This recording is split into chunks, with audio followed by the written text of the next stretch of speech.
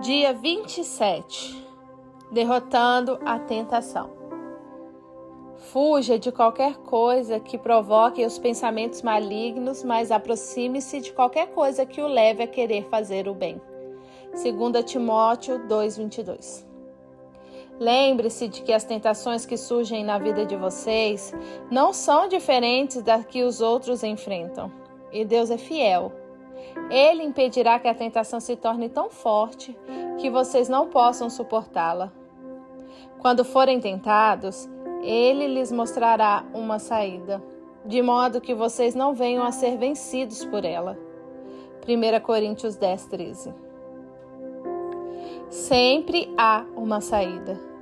A tentação às vezes pode parecer irresistível e impossível de reprimir, mas isso é uma mentira de Satanás. Deus prometeu jamais permitir que algo que venha de fora prevaleça sobre o que Ele colocou dentro de você. Ele não deixará que você seja tentado além de suas forças. Entretanto, você também deve fazer a sua parte, praticando 4 fundamentos bíblicos para derrotar a tentação. Redirecione a sua atenção para outra coisa. Pode parecer estranho, mas em parte alguma da Bíblia você encontra instruções sobre como resistir à tentação. Somos orientados a resistir ao diabo. Tiago 4:7. Mas isso é muito diferente, como explicarei mais adiante. Ao invés disso, somos aconselhados a redirecionar nossa atenção, pois resistir a um pensamento não produz o resultado pretendido. Isso só aumenta a nossa concentração na coisa errada e fortalece a sedução. Deixe-me explicar. Toda vez que você tenta bloquear um pensamento, você o implanta ainda mais fundo em sua memória. Resistindo, você na verdade o fortalece. Isso realmente ocorre com a tentação. Você não consegue derrotá-la combatendo a sensação que ela traz. Quanto mais você combate um sentimento, mais ele o consome e o controla. Você o fortalece cada vez que pensa nele. Como a tentação sempre começa com um pensamento, a maneira mais rápida de neutralizar seu fascínio é desviar a atenção para outra coisa. Não combata o pensamento, apenas mude o canal da sua mente, concentre o seu interesse em outra ideia. Esse é o primeiro passo para derrotar a tentação. A batalha contra o pecado é ganha ou perdida na mente. O que prende a sua atenção também aprisiona você. Por isso, Jó declara: fiz um pacto com os meus olhos, jamais olhar com cobiça para uma jovem. Jó 31:1. Davi orou: não me deixes ficar pensando em coisas sem valor. Salmos 119:37. Já se sentiu subitamente faminto depois de assistir um anúncio de comida na televisão? Já ouviu alguém tossir e imediatamente sentiu vontade de limpar a garganta? Já presenciou alguém dando um grande bocejo e sentiu o impulso de bocejar? Você talvez esteja bocejando enquanto eu falo. É o poder da sugestão. Movemos-nos naturalmente para onde dirigimos a nossa atenção. Quanto mais você pensa a respeito de uma coisa, com mais força ela se apodera de você.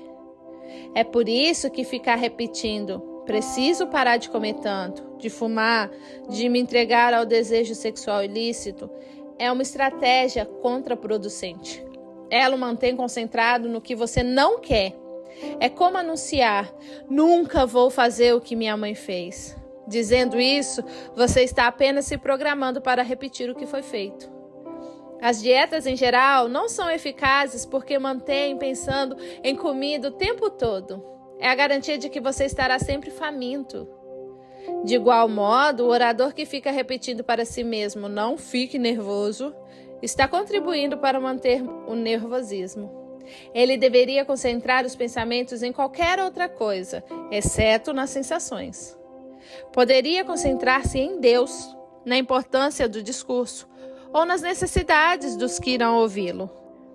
A tentação começa capturando a sua atenção. E o que prende a atenção desperta emoções. Estas, por sua vez, estimulam o seu comportamento e você age de acordo com o que sente. Quanto mais você se concentra em não querer algo, com mais força isso envolverá em sua teia. Ignorar a tentação é muito mais eficaz que combatê-la. Se a mente estiver focada em outra coisa, a tentação perde o domínio. Então, quando a tentação chamar ao telefone, não discuta com ela, apenas desligue. Às vezes, isso significa sair fisicamente de uma situação tentadora. Trata-se de uma ocasião em que não é errado fugir. Levante-se, desligue o televisor. Afaste-se do grupo que está fofocando. Saia do cinema no meio do filme. Para evitar o ferrão, afaste-se das abelhas. Faça o que for necessário para desviar a atenção e concentrá-la em algo legítimo. Da perspectiva espiritual, a mente é o órgão mais vulnerável. Para reduzir a tentação, mantenha-se ocupado com a palavra de Deus e com pensamentos bons. Você derrota os maus pensamentos pensando em algo melhor. É o princípio da substituição. Você vence o mal com o bem. Romanos 12, 21.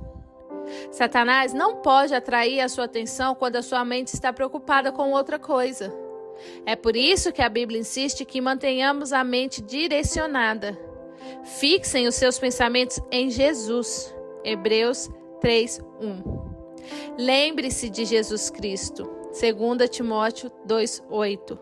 E encham a mente de vocês com tudo que é bom e merece elogios. Isso é, tudo que é verdadeiro, digno, correto, puro, agradável e decente. Filipenses 4, 8. Se você realmente pretende derrotar a tentação, então deve controlar a mente e avaliar o que absorve da mídia. O homem mais sábio que já viveu advertia: tenha cuidado com o que você pensa, pois a vida é dirigida pelos pensamentos. Provérbios 4, 23. Não permita que a indignidade penetre a mente por falta de critério. Seja seletivo. Escolha cuidadosamente em que pensar. Siga o exemplo de Paulo. Mantemos cativo todo o pensamento e dominando-o fazemos com que ele obedeça a Cristo. 2 Coríntios 10, 5.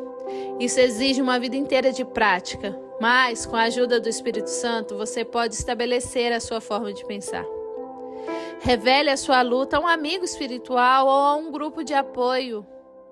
Não será necessário contar para todo mundo, mas você precisa de pelo menos uma pessoa com quem possa compartilhar abertamente a sua luta. A Bíblia diz: é melhor ter um amigo que ficar sozinho. Se você cai, seu amigo pode ajudá-lo a levantar-se. Mas se você cai sem ter um amigo por perto, está realmente em dificuldades. Eclesiastes 4, 9 e 10. Deixe-me ser claro. Se você está perdendo a batalha contra um mau hábito, um vício ou uma tentação constante e está tolhido num ciclo repetitivo de intenção, fracasso, culpa, entenda que você não irá se recuperar por conta própria. Você precisa da ajuda de outras pessoas. Algumas tentações são vencidas somente com o auxílio de alguém que ore por você, que o incentive e que o responsabilize por seus atos. O plano de Deus para o seu crescimento e libertação inclui outros cristãos. A comunhão honesta e verdadeira é o antídoto para a luta solitária contra os pecados, que não dão trégua. Deus diz que essa é a única maneira de escapar. Confessem os seus pecados uns aos outros e façam orações uns pelos outros, para que vocês sejam curados. Tiago 5,16.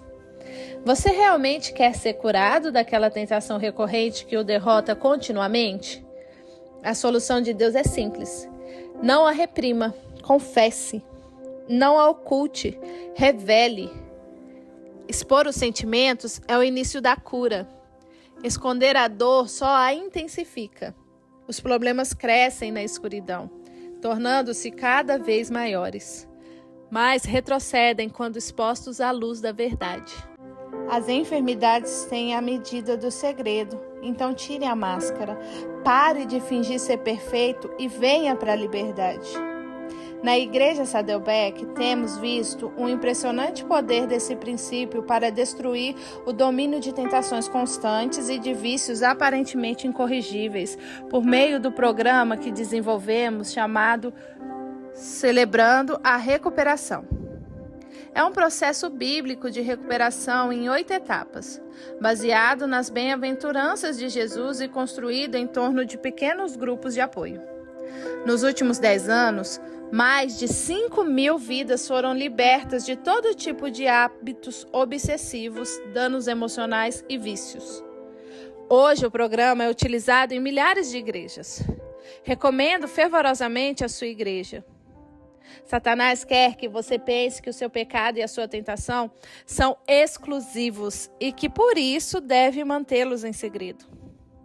A verdade é que estamos todos no mesmo barco. Todos combatemos as mesmas tentações. 1 Coríntios 10:13. E todos pecado. Romanos 10:23. Milhões de pessoas sentem o que você está sentindo e enfrentam as mesmas lutas que você está enfrentando. O motivo pelo qual escondemos nossos pecados é o orgulho.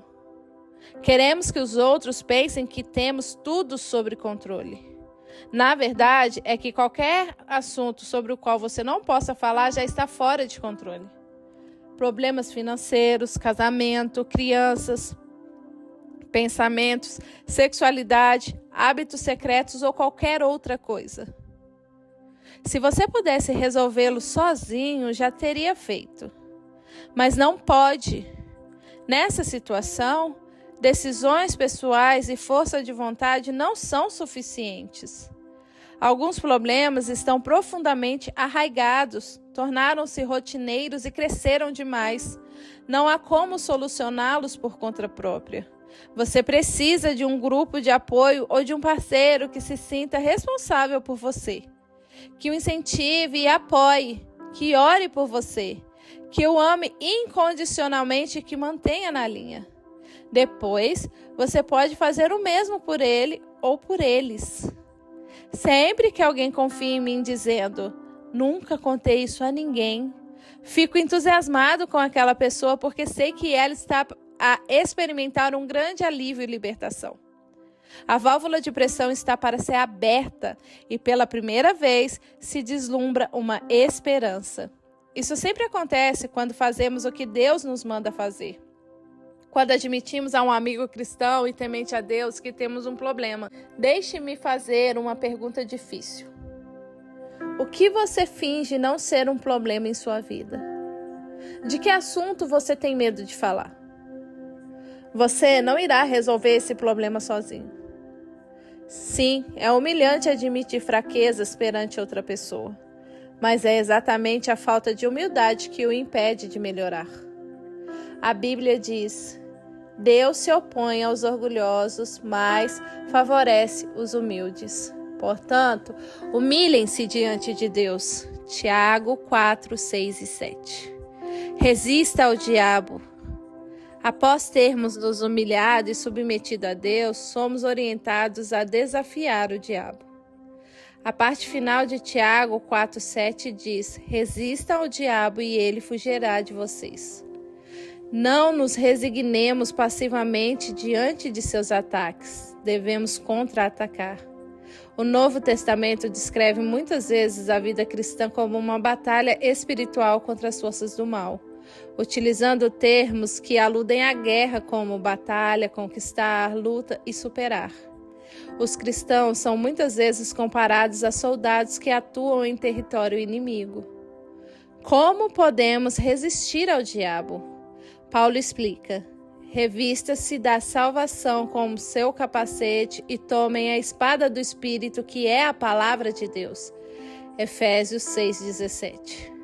O primeiro passo é aceitar a salvação de Deus. Você não será capaz de dizer não ao diabo a menos que tenha dito sim a Cristo. Sem Cristo, não temos defesa contra o diabo, mas com o capacete da salvação, nossa mente é protegida por Deus. Lembre-se disso. Se você é cristão, Satanás não pode obrigá-lo a fazer coisa alguma. Pode apenas sugerir. O segundo passo é usar a palavra de Deus como arma contra Satanás. Jesus deu exemplo quando foi tentado no deserto. Sempre que Satanás apresentava uma tentação, Jesus reagia citando as Escrituras. Ele não discutiu com Satanás. Ele não disse, não estou com fome, quando foi tentado a usar o seu poder para suprir uma necessidade pessoal. Ele simplesmente citou as Escrituras que havia memorizado. Devemos fazer o mesmo. Há poder na palavra de Deus, e Satanás a teme. Jamais tente argumentar com o diabo. Ele argumenta melhor que você, pois teve milhares de anos para praticar. Você não pode blefar com Satanás, nem convencê-lo com a sua lógica, nem lhe impor a sua opinião, mas pode usar a arma que o faz temer, a verdade de Deus. É por isso que memorizar as Escrituras é absolutamente essencial para derrotar as tentações. Você poderá acessá-la rapidamente quando for tentado. Assim como Jesus, você terá a verdade guardada no seu coração, pronta para ser usada. Se você não sabe nenhum versículo bíblico de cor, sua arma está sem munição. Convido-o a memorizar um versículo por semana até o fim da sua vida. Imagine como você ficará mais forte. Esteja ciente de sua vulnerabilidade. Somos advertidos em nunca ficarmos arrogantes ou confiantes demais. Essa é a receita para o desastre. Jeremias declara: o coração é mais enganoso que qualquer outra coisa, e sua doença é incurável. Jeremias 17:9. Isso significa que somos bons em enganar a nós mesmos.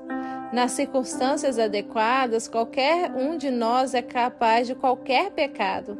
Não devemos jamais baixar a guarda e imaginar que somos imunes à tentação. Não se põe por descuido em situações que atraem a tentação. Evite-as. Provérbios 14:16. Lembre-se de que é mais fácil manter-se fora das tentações do que sair delas. A Bíblia diz: não sejam tão ingênuos e autoconfiantes.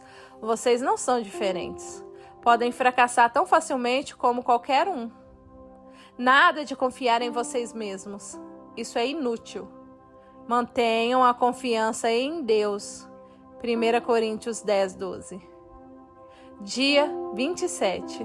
Pensando sobre o meu propósito de vida. Tema para reflexão. Sempre há uma saída. Versículo para memorizar. 1 Coríntios 10:13. Deus é fiel. Ele impedirá que a tentação se torne tão forte que vocês não possam suportá-la. Quando forem tentados, Ele lhes mostrará uma saída, de modo que vocês não venham a ser vencidos por ela. Pergunta para meditar: a quem posso pedir que seja meu parceiro espiritual para me ajudar em oração a derrotar uma tentação constante?